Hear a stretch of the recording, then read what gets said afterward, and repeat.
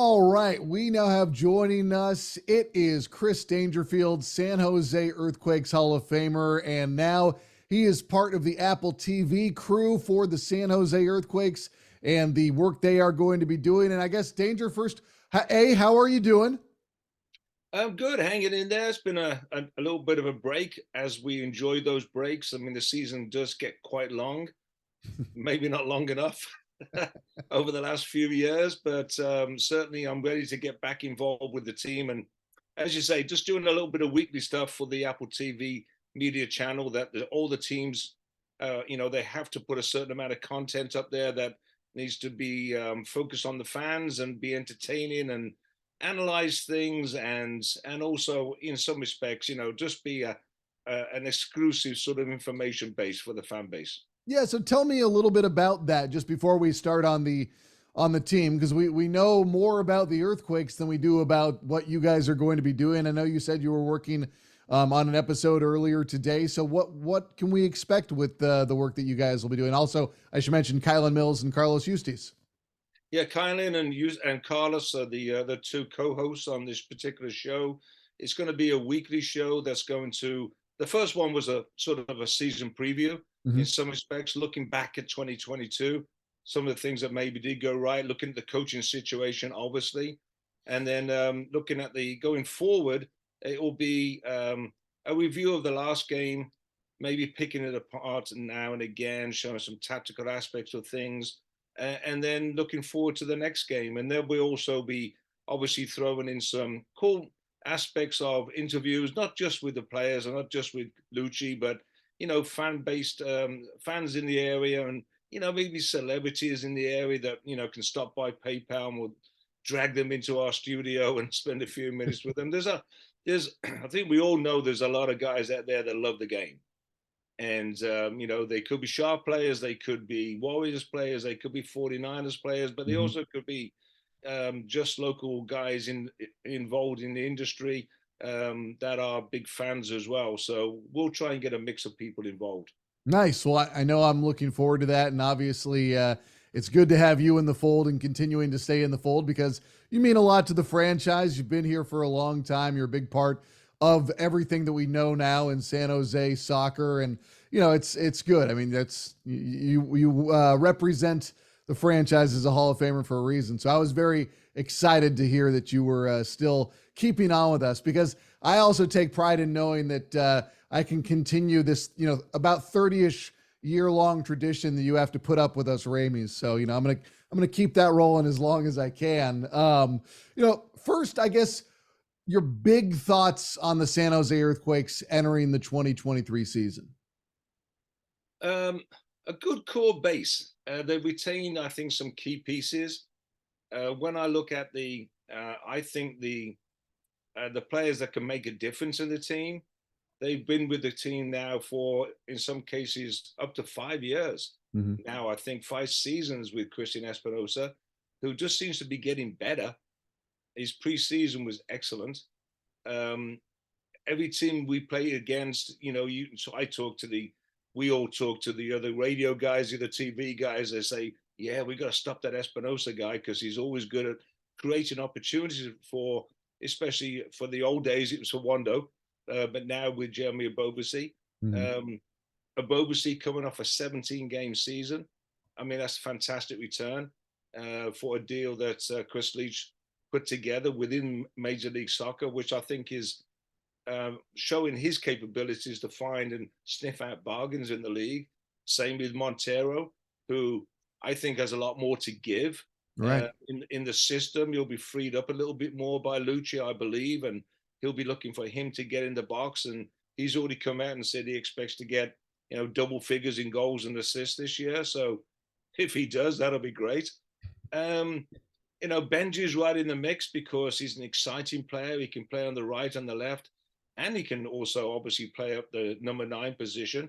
And everybody's talking about Cade because his performance for the U.S. men's national team just recently in the friendly was fantastic. Yeah. And those front 4 or 5, I think will be a handful for anybody in this league.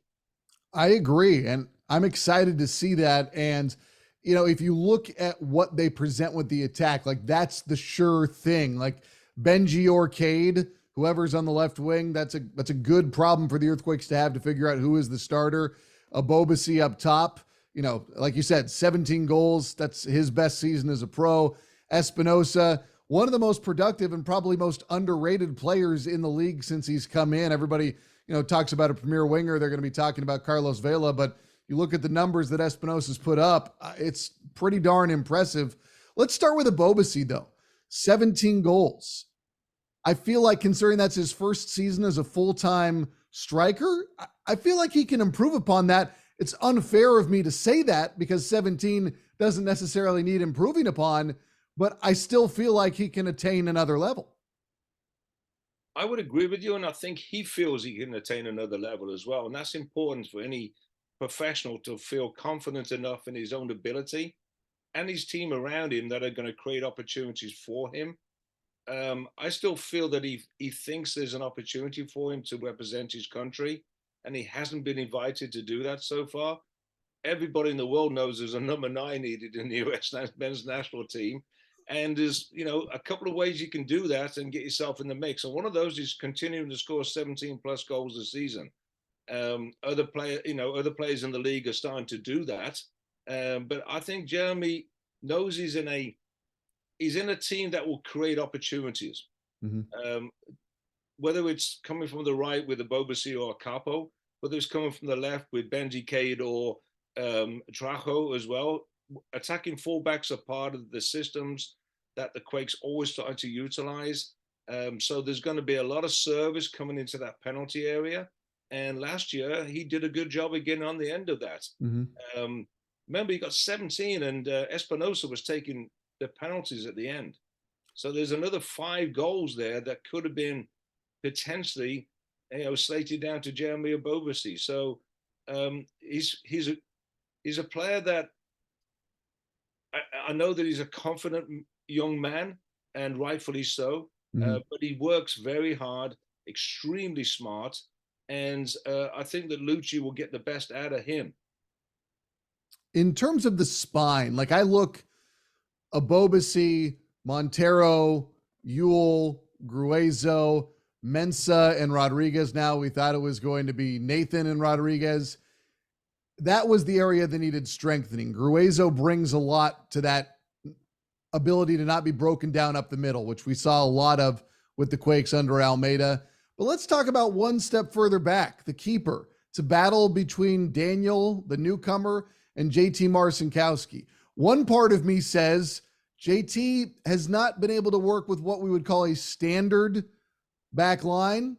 But at the same time, Daniel, there's a lot of hype about him. How do you look at that position battle? Well, as an ex-player and based upon performance for the team last season, I would like to think that it's JT's to lose. But after saying that, I mean, he got a lot of accolades for facing a lot of shots and making a lot of fantastic saves.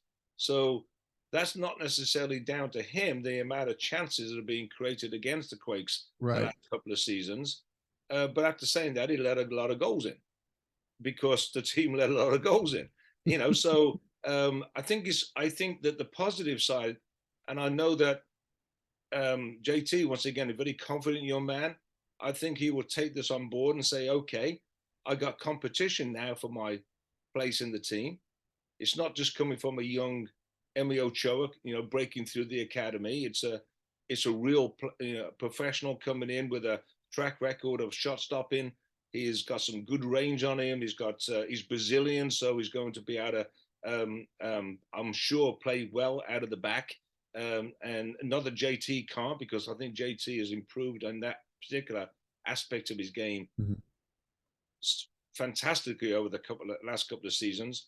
But it's one of those situations that now he has competition for that position, and I know that any coach would want to have competition in each position on the field, and I think it was necessary for JT to continue to push himself and improve, for him to have somebody like Daniel pushing him.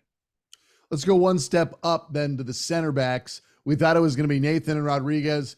Nathan goes down with the ACL injury. Credit to Chris Leach.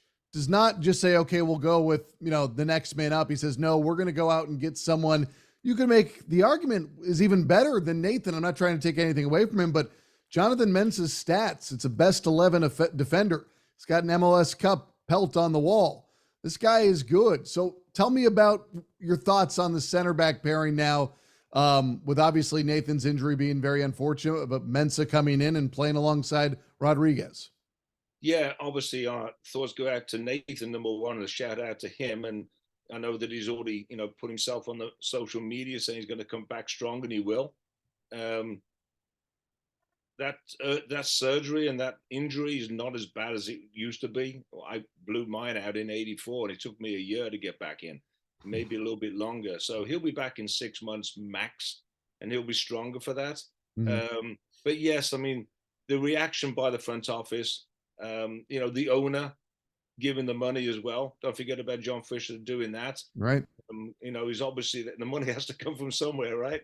But Chris Leach was all over that. He's made some really good moves since he's been named full-time general manager, and this is one of them because he's brought in a player that has MLS experience and he has international experience. He's a leader, and that I think is important for Lucci to have that kind of player back there. Rodriguez is more of a reader of the game. He tries to step in all the time and just get in front of that number 9 or that attacking player and win the ball. And you know that he likes to go then and try and create overloads in that midfield area. Same as Nathan did. Nathan was pretty strong in the air, so that was a little bit different. I think Mensah is going to be that leader at the back there. And yes, it's unfortunate that Nathan is not available. And yes, that still puts the Quakes probably one light in those areas in sort of in terms of depth potentially. But Jonathan Mensah, although he's been with the team just a few days, is a very good acquisition. And hopefully he'll be able to train well in the time he's had here and be able to start the first game in Atlanta. Let's go now to Gruezo, who's the big offseason acquisition. It's the designated player 6 that the Quakes have lusted after. And I think it also speaks to what Luchi Gonzalez is trying to do here. How does he present to you, knowing that we got to see him a little with Dallas before? We've seen his national team work. We've seen him in Germany. To me, he's one of those players who maybe doesn't have the big time numbers that you see associated with other guys, but his play and his style speaks for itself. Well, once again, he's known to the league. I know that he wanted to come back to Major League Soccer. His family were not settled in Germany, Mm-hmm. but he was playing at a very high level in Germany. So Lucci worked with him just for a couple of months in Dallas, but he knows the league. And I think that's a massive plus for both of these players coming in, and Montero and Ubobasi. Chris Leach has done his business within the league, even though they obviously paid $3+ million, whatever it was, for Gruezo to come in from Germany. He's brought in people that can. We've often talked about how difficult a league this is to adjust to. Mm-hmm. And it's not just playing style, and it's not just a coaching aspect of it. We talked about the travel and the weather and the different surfaces and all the different things that come into playing in Major League Soccer. These guys are used to it. But more importantly for the team, I think that he is a number 6. And a number 6 in my world sits in the number 6 position. And other players will bounce off of his ability to win the ball and lead in that role. Mm-hmm. And I'm thinking and I'm hoping in seeing his style of play in the past and the way that Lucci likes to send his in midfielders alongside the number 6, whether it's Montero, whether it's Jackson, whether it's Nico, whatever it may be. He likes to release those guys to get forward and help out and try and get into the penalty area. And in the past, whether it was under Matias or even before Matias, the team was very susceptible to those transitional attacks from the other team, breaking it down. The positioning wasn't quite right. And I think that Gruezo should be able to sit in that role, help out the 2 center backs, and provide a foundation where we won't get caught out as much as we did in the past in that transitional aspect of things. Judson obviously is the other player that sits in that position and has done very well in an Earthquake shirt. He is slightly different because even though he works tremendously hard, he tends to go seeking the ball Hmm. and he gets out of position sometimes and gets caught in that regard, I think. And so I'm thinking that Guezo is going to do more of a just, I'm going to sit here. You guys know where I am. I'm going to win the ball for you. And let's face it, all the top teams in the world have got one of those. Right. They may not play the same as Guezo, but you've got a Kante that played for Real Madrid and Chelsea and Paris Saint-Germain, and you've got, Declan Rice in the World Cup team or Bellingham for England. They always go to the English players, right? But these type of players, they're golden. If you get a good one, then it really sets you up, makes you more solid defensively, and it also gives players the freedom to just maybe sneak forward and get a goal or two. So talk about that, please. Just in terms of what Gruezo and the entire structure that you've seen so far with Lucci, how that sets up the team. Because Lucci has talked about how much he's changed since his time at Dallas, and I haven't seen the preseason. So what did you see in Monterey, and in terms of your conversations with Lucci or any of the coaching staff, what do you expect to see from the Earthquakes in terms of how they're playing, especially Danger, because we had, 4 seasons of idiosyncratic soccer under Matias Almeida. I mean, just a very unique, not many guys in the world doing that style. And Alex Covello, I think he did a great job, but he had to be extremely aggressive and be very open in terms of just, opening up the team, because he was coming into a situation where they were at the bottom of the table and only earned, 2 out of, I want to say 21 possible points when he took over. So, he was very aggressive. So how does this set up for Lucci and the Quakes this year? I think from a style perspective, it won't be a lot different than Alex Covello in terms of the setup of the team. I think that Jackson will, if that's the starting 3 with Montero and Jackson and Guezo, I think Jackson will slide in alongside him. Guezo now and again to give that little bit more of a base. Mm-hmm. But certainly, I think that the roles will be known a little bit clearer, where they know that Carlos is going to sit and Jackson can try and get more dynamic, trying to get forward, making his runs into the box. And I think that was also when Covello just took over, he gave those guys license, and there was a little phase there where Jackson was scoring goals and Montero was scoring goals as Mm-hmm. well. But definitely the Quakes were still open to the counterattack. I think that you'll still see the fullbacks trying to get forward, whether that is Trajo, whether it's Acapo or the Swiss Army fullback Paul Marie at the moment, because he can play on the right and he can play on the left. And with these guys who are, I guess, slated to be the starting left back and right back, I know that Acapo's that picked up 1 or 2 injuries in pre-season. He hasn't played every game. And Paul Marie's come in and done a fantastic job of being in those roles. Mm-hmm. From what I've seen, Tommy Thompson is a little bit more as being considered as an option in the midfield area, as another option in there with Jack Scahan and other players that we know from the past. And you can see where from a coaching, or sorry, from a tactical sense, the formation of the team won't be a lot different. I think what you'll see with Lucci, though, is just his own take on how he wants to set up the team. For example, defensively, the team will play in a high press sometimes, in a medium press sometimes, in a lower press sometimes. It could be based upon the opposition. It could be based upon where they're at in the game, obviously. Just trying to take a break sometimes, or whether or not they're just taking the lead and they're not going to try and, as Matias did, try and get the second and third one straight away, but be able to maintain some good possession and take the air at the ball a little bit, those type of things. So I think you'll see, not only is it obviously Lucci, but Chris and Lucci have put together a really nice little coaching staff there. I mean, it's great to see Ian Russell back. Yeah.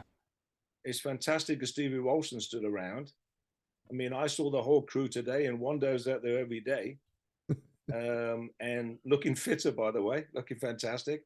And Lucci's there as well, and he's just a little dynamo, that guy, and just wonderful job with the players and the sessions.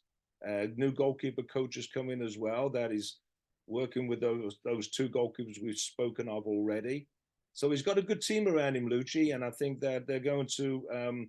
I think the team is going to be well drilled, well organized. They'll work well as a unit and be able to put teams under pressure as needed. And I think that one thing needs to be done in this league, and I think gone are the days, I think anyway, where you just go out and play, and if you win all your home games and you get 1 or 2 points on the road, you're fine. Well, I think that all teams in Major League Soccer now are expected to pick up points on the road. Yeah. And they'll also try and do as well as they can at home. And that's how you make a playoff team. Where does it hinge for this team this year in terms of success and or failure, even if those are very black and white definitions? Sorting things out defensively, getting the right back four together, trying to get a partnership that works as quickly as possible, whether it's Mensah and Rodriguez. Don't forget there's also Tanner Beeson in the mix there. Mm-hmm. Oscar Agron, Daniel Mooney has done well in preseason. Yeah. You can't give a center back a contract and a position in the team because he scores goals. His job is to stop goals, so he has to do that right, But I think there's some decent depth there on the younger side that can help out. But the areas that this team needed to try and address in the off season, from my perspective, we're certainly in that number 6 position, and I think that Carlos Coelho can really help the team out there.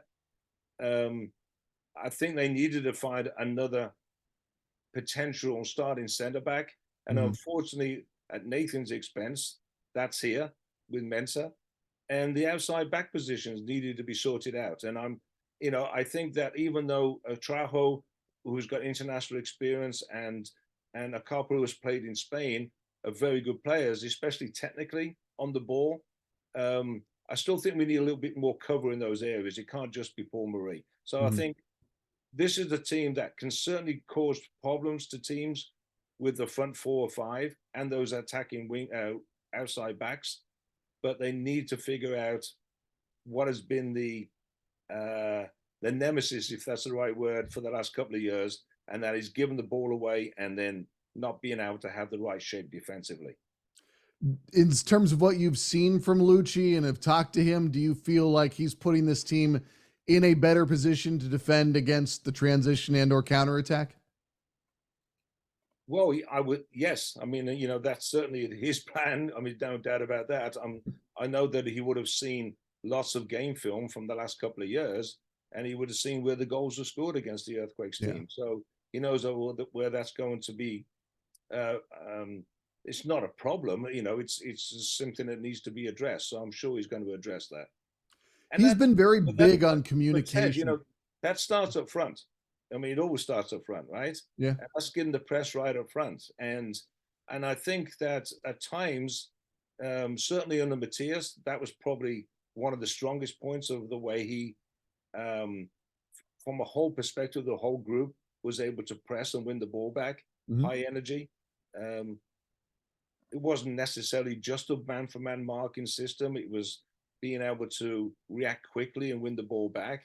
And if that meant that you're the closest man to somebody, you grabbed him and you chased him and you won the ball back. And I think with Lucci, you'll see a well-organized press that will be able to trigger. And there'll be certain triggers, whether it's Jeremy, whether it's Christian, whether it's Montero going from his position, and you'll see the team adjust to that quickly. And if it's on, it's on. They'll try and win the ball back. What's your biggest question about this team right now?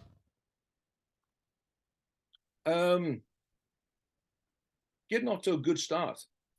I think that you've got a very tough first game.